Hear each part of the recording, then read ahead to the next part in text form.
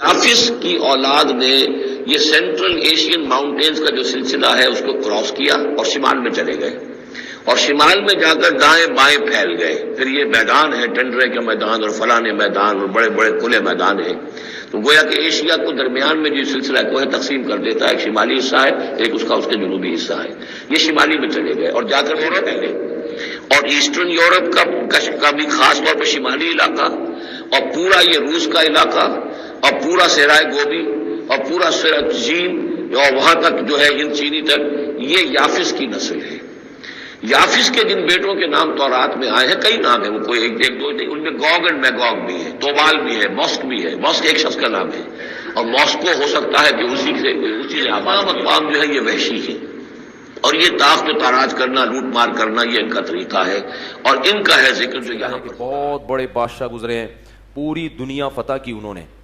حضرت ذوالقرنین نے، قرآن کہتا ہے زمین کے مشرق کی انتہا میں بھی پہنچے اور زمین کے مغرب کی انتہا میں، اور ایک ایسی قوم کے پاس پہنچے ذوالقرنین کہ وہ قوم حضرت ذوالقرنین کی زبان نہیں سمجھتی تھی. تو ترجمان کے ذریعے اس قوم سے بات ہوئی. اس قوم نے کہا کہ آپ بڑے طاقتور بادشاہ ہو، ہم ایک مصیبت میں مبتلا ہیں، آپ اس سے ہمیں بچائیں.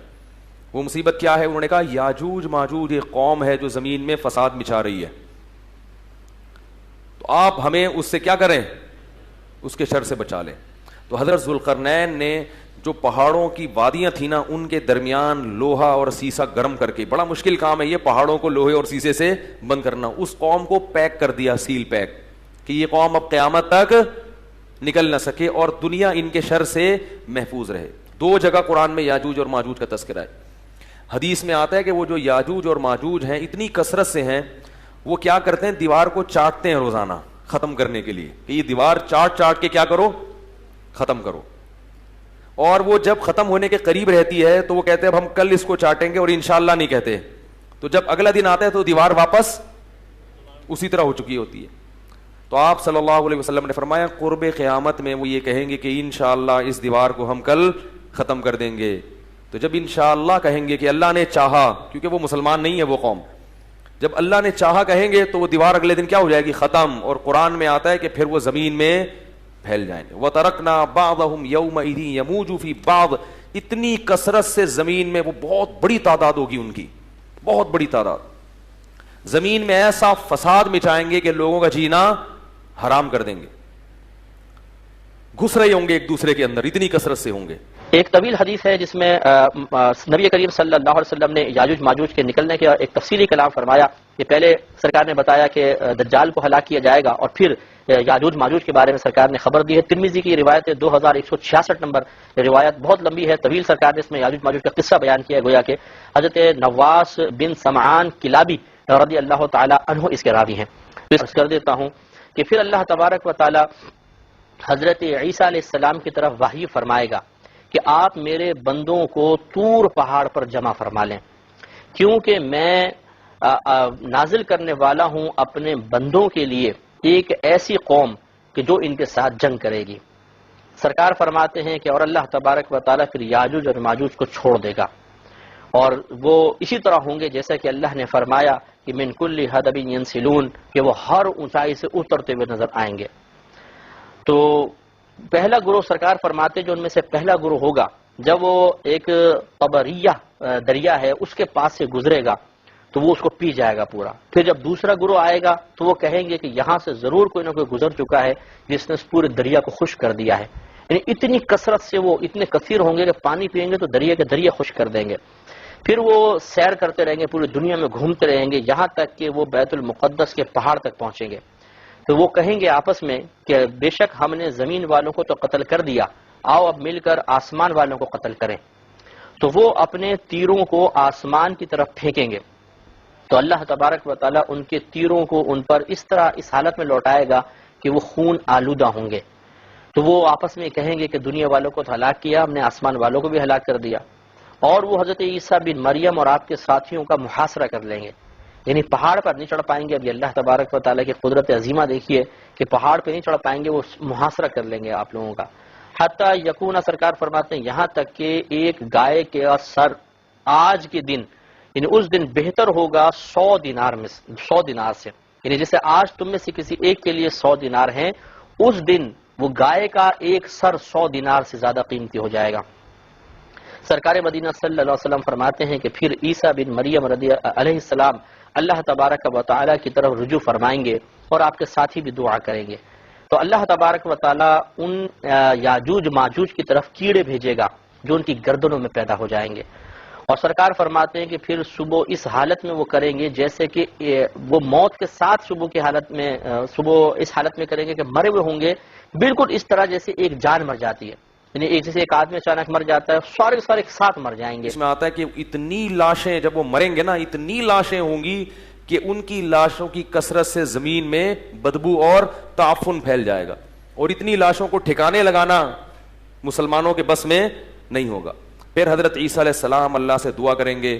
بارشیں برسیں گی، سیلاب آئیں گے جن میں ان کی لاشیں بہہ بہہ کے ٹھکانے لگیں گی، پھر اس کے بعد دنیا سے کفر کا خاتمہ ہو جائے گا۔ پھر آپ صلی اللہ علیہ وسلم نے بتایا کہ حضرت عیسیٰ علیہ السلام کی معیت میں ایسا زمین میں پھر انصاف پھیلے گا، ایسا انصاف پھیلے گا، ایسی اللہ کی عبادت ہوگی کہ برکتیں نازل ہوں گی۔ بعض لوگ یہ اشکال کرتے ہیں کہ اب تک سائنسدانوں کو تو نظر آئی نہیں ہے،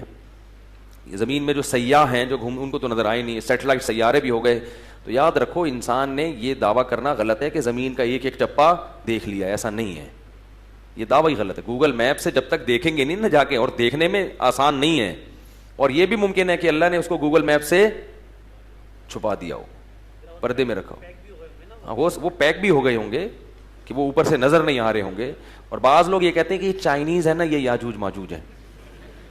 تو مجھے نہیں پتا، ممکن ہے، میری تحقیق نہیں ہے، کوئی بھروسہ نہیں ہے، کیونکہ یہ بھی پہاڑوں کے اندر ہے اور یہ بھی اتنے زیادہ ہیں کہ جب یہ آئیں گے نا چنگ چنگ پونگ پونگ کر کے پوری دنیا میں، لیکن بہرحال ایک قوم ہے، ہمارا اس پر ایمان ہے کہ وہ ایک قوم ہے جو قرب قیامت میں زمین میں۔ اب یہ بخاری کتاب احادیث الانبیاء اور باب قصۃ یاجوج و ماجوج میں یہ حدیث موجود ہے۔